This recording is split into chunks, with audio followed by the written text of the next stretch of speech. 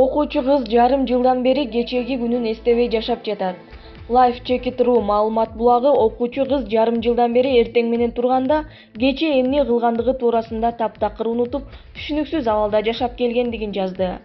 16 жашар Кейтлин Литлга кандай жардам кылуу керектигин дарыгерлер алигиче билбей келишет. Ал мындай абалга машыгуу учурунда болгон окуядан кийин туш болгон. Кейтлин бирге окуган классташтары менен адаттагыдай эле машыгып жаткан учурда алардын бири капысынан 14 жашар кызды башкача алган. Ошол замат Кейтлин эс тутумун жоготкон. Кыздын апасы аны машыгуу залынан алып кетүүгө келгенде ал автоунаанын эшиги кантип ачылаарын эстей албай койгон. Дарыгерлер кыздын эс тутуму 3 аптадан кийин ордуна келерин айтышканы менен, ошол 2017 жылдын 12 октябрынан тартып ушул күнгө чейин Кейтлиндин эстеп калуусу ордуна келе элек. Жарым жылдан бери ар бир таңда ойгонгон сайын кыз кечээ гана башын сокку алгандай болуп ойгонот. Күнүмдүк иштерди жасоодо дагы кыздын мээси иштебей калат. Биз Алиса кызыктар өлкөсүндө деген китептегидей эле жашап жатабыз.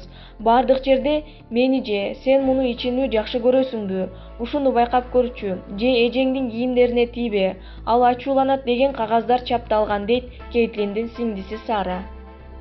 Кейтлин мектепке барып жатат, бирок ага ар дайым кайсыл класста окуурун жана кайсыл командада машыгаарын эскертип туруу керек.